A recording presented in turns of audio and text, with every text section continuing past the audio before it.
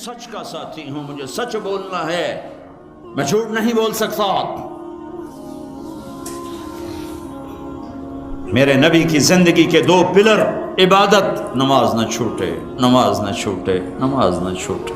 میرے نبی کی زندگی کا دوسرا پلر سچائی، اخلاق، درگزر، محبت، الفت، خامند بیوی کو عزت دے، بیوی خامند کو عزت دے، ماں باپ اولاد کو عزت دیں، اولاد ماں باپ کو عزت دے۔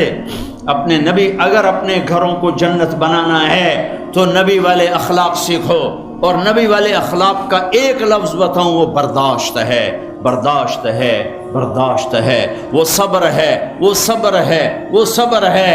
میاں بیوی کی لڑائی نسلوں کو برباد کر دیتی ہے۔ بیویوں پہ زیادتی مت کرو، بیویاں خامدوں پہ زیادتی مت کریں۔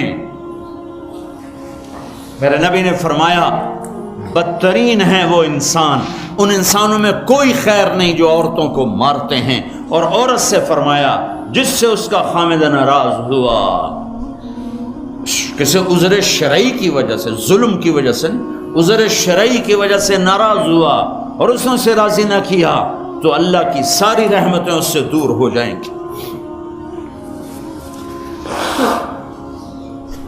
اپنے گھروں کو جنت بناؤ۔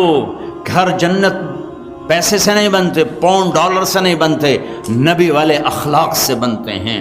ماں باپ کو عزت دو، بیوی خامند کو عزت دے، خامند بیوی کو عزت دے۔ کوئی ایک تپ جائے تو دوسرا چپ کر جائے، ایک چپ کرے تو دوسرا اس کو دیکھ کے چپ کر جائے۔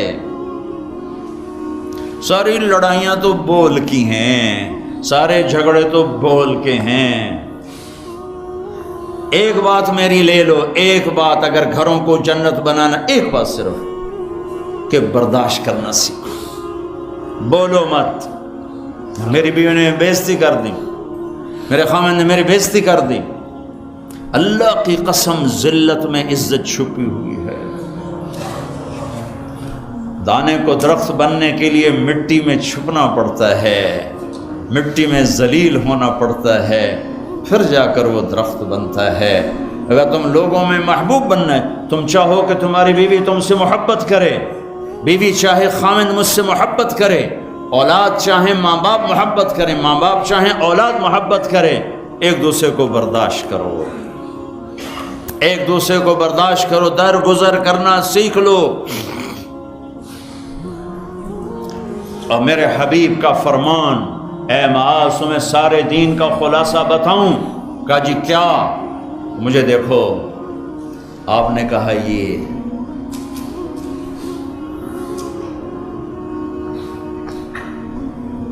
اے معاذ زبان قابو میں رکھنا، یہ سارا دین تو سارا دین ہے۔ کیا مطلب ہے؟ جو زبان پہ قابو رکھے گا سارا دین اس کا بچ جائے گا، جو زبان پہ قابو نہیں رکھے گا سارا دین ضائع ہو جائے گا۔ غصے کو برداشت کرنا سیکھو، ایک دوسرے کی تعریف کرنا سیکھو۔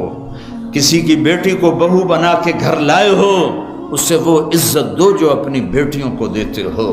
ایک عورت جب ماں ہوتی ہے تو وہ بچ جاتی ہے، قربان ہوتی ہے۔ وہی عورت جب ساس بنتی ہے تو اس کے اندر زہر بھر جاتا ہے۔ ایک مرد جب باپ ہوتا ہے، ساری رات جاب کر کے بچوں کو روٹی کھلاتا ہے، وہ جب سسر بن جاتا ہے تو اس کے اندر ایک نفرت بھر جاتی ہے۔ یہ میرے نبی نے سسر بن کے دکھایا۔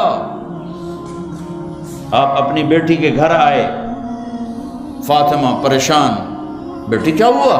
کہ میری اور علی کی لڑائی ہو گئی۔ اچھا کدھر ہے علی؟ یہ نہیں پوچھا کیوں ہو گئی، بس کدھر ہے علی؟ کا یہ باہر چلے گئے۔ آپ پیچھے نکلے، ڈھونڈا، مسجد میں سوئے ہوئے تھے، ان کو اٹھایا، ابو تراب اٹھو، یہاں یہ لقب آپ کو ملا ہے۔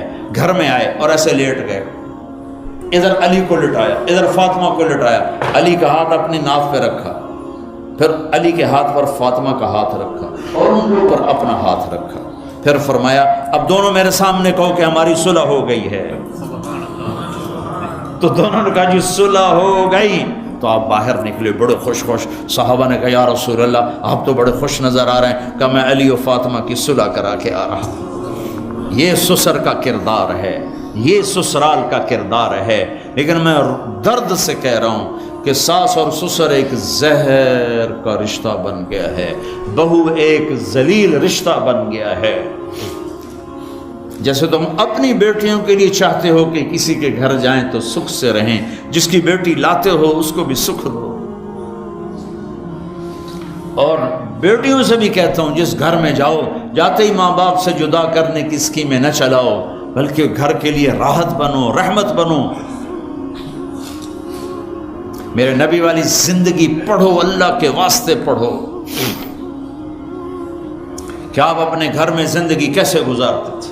ایک صحابی ہیں ابو دجانہ, جنگ بدر سے لے کر آخری حج تک اللہ کے نبی کے ساتھ رہے. بڑے صحابہ میں ہیں لیکن فرماتے ہیں لوگوں میرے پاس بخشش کا سب سے بڑا عمل یہ ہے کہ میں نے اپنی زبان سے آج تک کسی کو دکھ نہیں دیا اور میرے دل میں کسی کا بغض کوئی نہیں ہے. اگر اپنے نبی کے اخلاق بنانے دو چیزیں لے لو, زبان سے دکھ نہ دو, دل میں بغض نہ رکھو. ایک لطیفہ بھی سنا دیتا ہوں, اور ہے بھی لطیفہ بھی ہے, قصہ بھی ہے, ہمارے گھر کا ہے. ہماری دھوبن تھی ایک ماسی شریفہ, مرحوم مر گئی. وہ آئی ایک دن میری بہن کے پاس, کہنے کہ بی بی میری نو میرے نال بڑا لڑدی ہیں, میں نے کوئی توید دے ساریاں میری نوکر بن جانا. لڑتی وہ خود تھی, لڑتی خود تھی. تو میری بہن کو پتہ تھا تو اس نے کاغذ لیا, اس پہ کوئی لکیریں لگا کے اس کو سے رول کیا. پھر کہا ماسی شریفہ جس لئے تیری لڑائی ہوئے نا تو اے تعویذ ایتھے رکھنا ہے, تو انہوں ڈگن نہیں دیونا, جے اے ڈگ گیا تیری لڑائی نہیں مکڑی. اب ہمارے ملک میں تعویذ کا بڑا ایک اعتقاد ہے, جو صحیح ہیں تعویذ ہو تو اثر کرتے ہیں, لیکن 2 نمبر بھی بہت زیادہ ہے. تو اب اس نے کیا طریقہ کیا, میری بہن نے اس کو چپ کرانا چاہا, چونکہ لڑائی تو بولنے سے ہوتی اور وہی لڑتی تھی زیادہ. ایک ہفتے بعد آئی, کہنے لگی بی بی تو میں نے کیڈا چنگا توید دیتا, میری تو لڑائی مک گئی. کیوں؟ ماسی شریفہ جی چپ ہو گئی. لڑائی کتنے ہو. تو ہر جگہ میں نے یہ تعویذ دیا ہے. یہ میں تعویذ آپ کو دے کے جا رہا ہوں, اور جو یہ سن رہے ہیں کیمرے سے ان کو بھی یہ تعویذ دے رہا ہوں کہ جب لڑائی ہونے لگے میرا یہ تعویذ یہاں رکھ لینا, آپ کا گھر جنت بن جائے گا. چپ رہنے میں عزتیں چھپی ہوئی ہیں.